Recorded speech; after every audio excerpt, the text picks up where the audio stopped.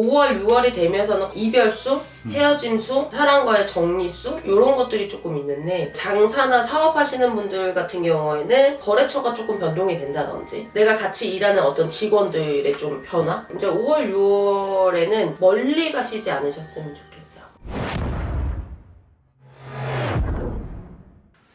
안녕하세요. 마녀신나입니다. 네, 선생님 안녕하세요. 네. 소띠분들이 이제 또 많이 기다리셨습니다. 2025년 이제 양력 5월, 6월 소띠분들은 과연 좋은 운이 좀 들어올까?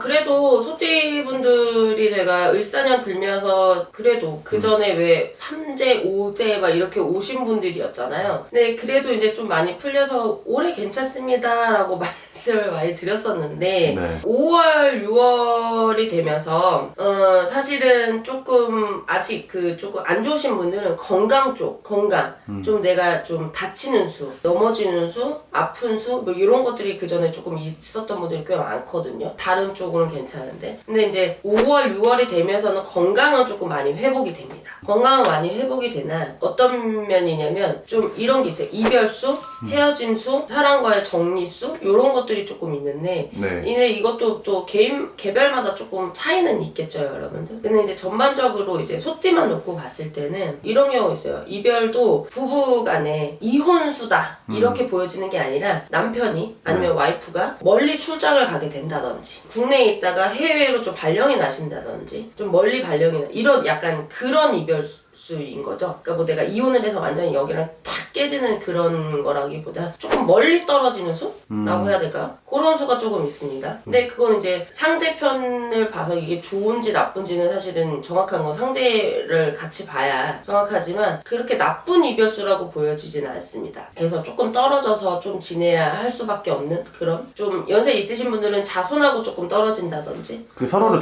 위한 거죠? 네네네 나쁜 수로 보이진 않아요. 그러니까 뭐 나쁜 수로 얘랑 싸워서 인연이 끊어지고 뭐 이별을 하고 보내 안 보내 이렇게 되잖아요. 그런 게 아니라 어쩔 수 없던 어떤 상황에서 좀 내 몸이 좀 떨어지는 수라고 보시면 될 것 같고요. 그 다음에 이제 만약에 장사나 사업이나 이제 회사 이렇게 직장 일적인 부분에서의 이별은 내가 좀 멀리 가는 수가 조금 있어요. 그래서 그런 면에서 이별수. 그러니까 내가 예를 들어서 요 부서에서 요 부서로 이동이 돼. 그러면 이 부서 사람들하고는 좀 이별이 되잖아요. 네네. 그래서 그렇게 돼서 조금 그러니까 사람이 조금 변동된다고 봐야 될까요? 일적인 부분에서는. 그래서 또 이제 장사나 사업하시는 분들 같은 경우에는 조금 크게 봤을 때는 거래처가 조금 변동이 된다든지 아니면 장사하시는 분들 같은 경우에는 손님이라기보다는 내가 같이 일하는 어떤 직원들의 좀 변화? 바뀐다든지 이동이 있다든지 여기를 조금 그만두고 요 사람이 온다든지 요런 조금 이별 변동 요런 수가 좀 있으니 만약에 이제 사업주가 되시는 분들은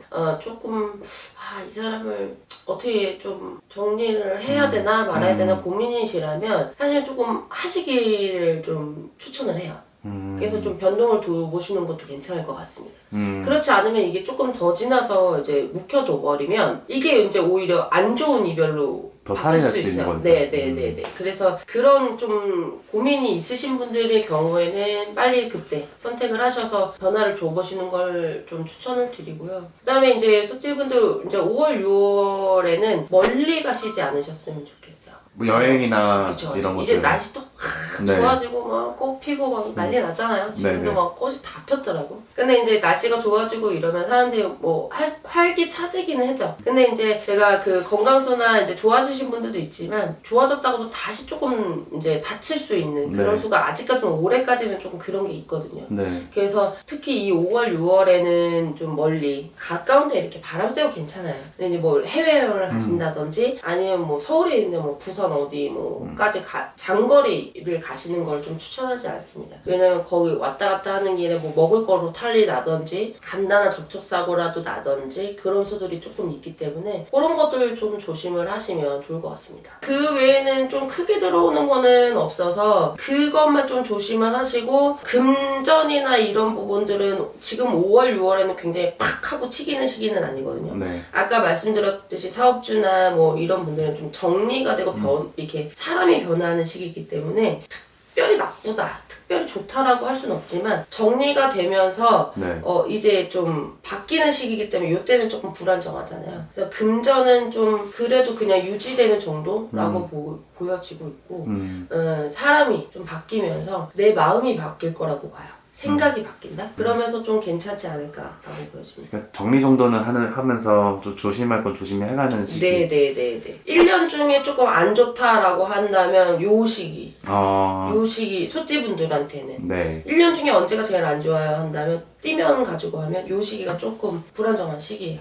그래서 멀리 가시는 거 추천하지 않고 정리할 거 빨리 정리하시고. 그래도 요 시기 지나면은 뭐 다음번에 말씀해 주시긴 하시겠지만 조금 더 좋은 운이 들어올 수도 있는 거잖아요. 그건 다음 영상. 네. 어쨌든 나쁘게 보지 않습니다. 제가 연초에 1년 그 띠 운세를 올려드렸기 때문에 혹시 궁금하신 분들은 또 그 영상을 좀 참고해 주시면 더 좋을 것 같고요. 다만 이 5월, 6월이 그 중에서도 조금은 조심해서 가자라는 시기니까 그것만 조금 명심하시면 좋을 것 같습니다.